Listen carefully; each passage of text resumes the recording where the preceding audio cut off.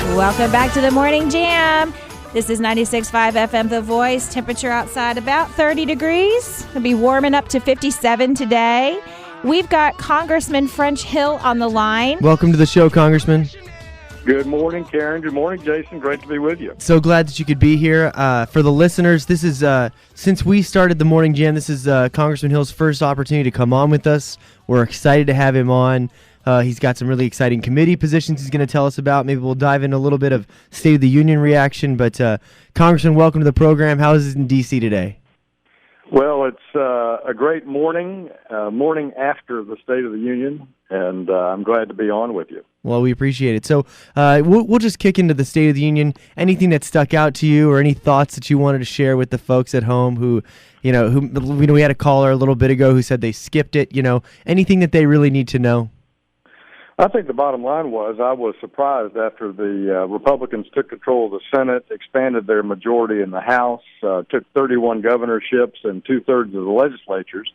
I was shocked that the president would come out on his domestic policy agenda and suggest that what the country needs are higher taxes, more one-size-fits-all federal solutions, and more big government. I was just surprised. He made no effort to sort of walk to toward the middle on his policy proposals. Yeah, and that was really what a lot of people saw as Clinton's success, was his sort of walk to the middle after Republicans saw gains.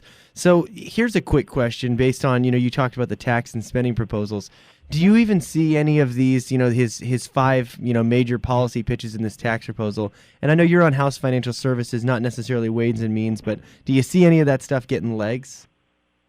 I really don't. I mean, I hate to be cast cold water on it, and I'm really not. I just think that these policies were not the priorities of people, and what I heard from 14 months of campaigning is people want less government, focus on reducing the federal role and reducing spending, but at the same time remove policies that are barriers to creating more jobs and more opportunities. Now, I saw you. I got an opportunity to see you on Saturday morning. You were on Fox News Saturday morning. Got a chance to see you on the clip, and there was a lot of discussion on foreign policy. And one of the things that kind of stuck out to me, and you might agree with this, is that in the midst of the last month, which has been, I think, a lot of terror attacks, we had a president again propose to close Gitmo, where we detain terrorists. What was your reaction to the thought that freeing terrorists is, that seems disconnected, as you just said, he is even on his domestic agenda? Well, closing Gitmo is removing a option that the U.S. government has, which just seems to be again not well conceived. I think the president's. It's nice that he goes back to his 2008 campaign promises, and if he tries to make a promise, he tries to keep it. But when you become president, you have a higher obligation than as a campaigner. You have to think about the defense and national security interest of the country. You have to think about what's in the best interest of our national security. And I think that having that facility for the war on terror has been advantageous to the U.S. And, of course, it's done in absolutely a transparent way with oversight by the Congress. Yeah. So let's jump into your committee assignments. We haven't gotten a chance to chat with you about your time in Congress. So you're sitting on House Financial Services Committee, a very, very important, powerful committee. I was extremely happy to see that you got that as a freshman. What do you think the big issues that you'll be looking forward to tackling as part of that committee, and what do you think the big issues that committee will be jumping into? Well, I think the committee certainly thinks that one of its prime obligations is oversight of the Obama administration and the regulatory process for mortgage banking and consumer credit. The president, as you know, worked hard to pass a giant law called DoddFrank, which re-regulates the financial institutions and markets and consumer credit of our country. And that committee is definitely looking for ways to ease the burden of Dodd-Frank by repealing the most onerous sections of it, and that's a big focus of the committee. Secondly, the committee is focused on, again, this theme of trying to limit the federal government's intervention in the markets and try to use as much market force as we can in our financial affairs. During the campaign, you had featured, I think he was a local pastor who said, I needed access to capital to start my church, and I went to French, and he was able to make this happen for me. And I don't think people understand truly what DoddFrank has done to the access to capital for small businessmen, for families, for entrepreneurs. And I know that I think that's really what you want people to take away, is that DoddFrank is not about, I think DoddFrank was a big kiss to the big banks. And if you like community banks, if you like smaller banks that really care about their community, DoddFrank is not the bill. Yeah, I spent almost 25 years working with small, local community financial institutions in Arkansas, and did so with a lot of pride. And, we want these banks able to hire loan officers and hire salespeople, not compliance officers. And what you're seeing is that the small banks are shutting down their marketing and customer service operations while they try to regroup and hire compliance people and more paper shufflers. And it costs money, which means the consumers are going to have to pay more for credit and get poor service. And so the impact of Dodd-Frank on community banks is an increase in bureaucracy, an increase in cost, no increase in customer service. And in the mortgage banking industry has actually restricted mortgage credit, particularly in rural areas in Arkansas, because Dodd-Frank took away discretion from that local banker to know how to underwrite and make a loan to his neighbor. It's absolutely been put in the statute and taken away discretion from common sense bank practices that we've all been involved in for decades. Now, I look at this and I almost wonder if it was by design that this was sort of anti-small bank, because the federal government would love 5 to 10 major financial institutions, which are a lot easier for them to kind of police, as it were. A lot easier for them to do it that way than having sort of a smattering of community banks out there. Do you think it's by design, or is it one of those sort of unintended consequences of the bill? Well, I think it's sort of a combination, and I'd ask you to think about that vis-a-vis just government regulatory policy generally. I mean, government regulatory policy is, of course, power, control, coercion by the central government over the private sector of the economy.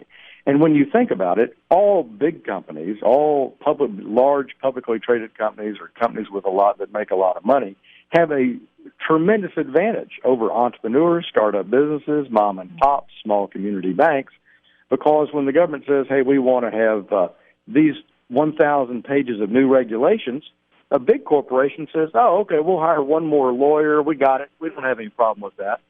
And that literally is a barrier to entry for our entrepreneurs and our mom and pops and our startup businesses. And that has got to be something that everyone in the country gets upset about, because it is hard, Jason and Karen, to try to communicate to people what's wrong with regulation. We need regulation, and that's true. We do need prudential safety regulation as a general matter.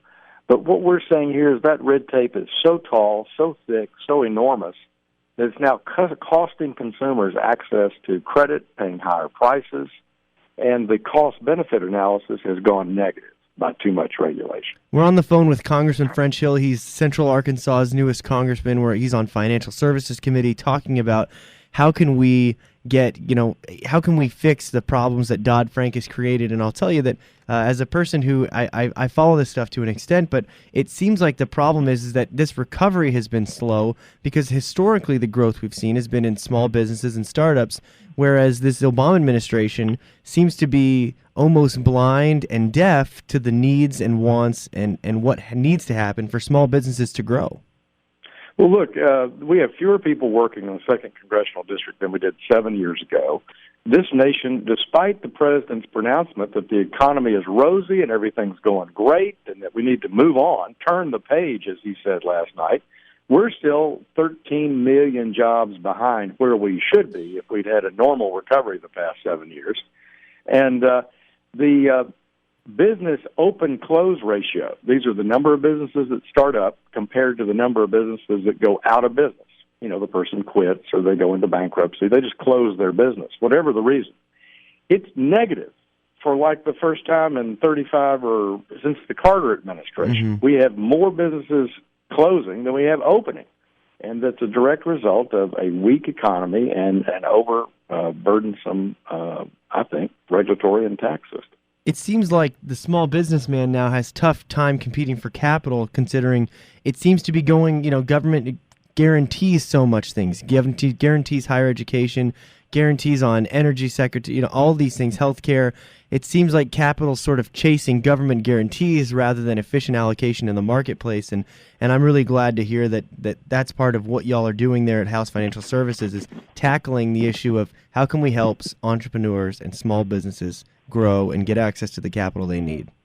Well, the committee's chairman, Jeb Hinterling of Texas, is very passionate about reining in really a record-setting number of government guarantees across the economy so that the market has a greater role in allocating capital appropriately. Mm-hmm. You can't do them all. They're very complex, but he has that as a theme, as a commitment in his leadership style on the committee. So I know those topics will be up on a regular basis. As a business owner in your district, I thank you, Congressman French, for standing up against all of this, because the overregulation is really overbearing.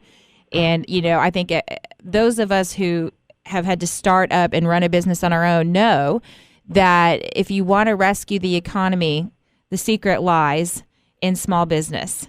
And if you put too much pressure on small business, you're not going to see growth at all. We're the ones that are providing the jobs and providing the stimulus that's needed. So I thank you. I'm glad that you got on that committee this year, and I'm looking forward to the changes that you'll be able to contribute to. Well, I'll be a voice for normal life. I'll be a voice for the kinds of businesses that you and Jason are so affiliated with in Little Rock, our home turf. People who get up every day, put their kids in daycare, and go work at a business that they've started or in a small business that they're a key employee of. That's the American way, and we've got to increase that growth rate. You cannot increase wages for our families or increase jobs if you don't have a growing economy. That is directly tied, and I think we've come through a rough 7 years. That point the president made, I agree with. And but there are many things we need to do to get back on track. What are your plans this week, Congressman? Will you be back for a visit in your home district? I'm going to be back for a visit on Friday, and I look forward to being home. And again, I encourage folks to be in touch with me at our Washington office, or we have an office in Little Rock at 1501 North University, and we have an office in Conway. And we welcome hearing from all the citizens of the 2nd District and let us know how we can be of service to them. Very good. Well, Congressman French, we appreciate you taking time with us. I know you're a busy man there in Congress, so we're going to let you go about your day. But thank you again for calling. And listeners, like you said, Congressman Hill is a very accessible guy through his staff, through his D.C. office. Never feel bad about wanting to reach out if you need something or if you have some questions. Grateful to you, Jason, Karen. Have a great day, and we'll talk soon. Thanks, French. Same to you.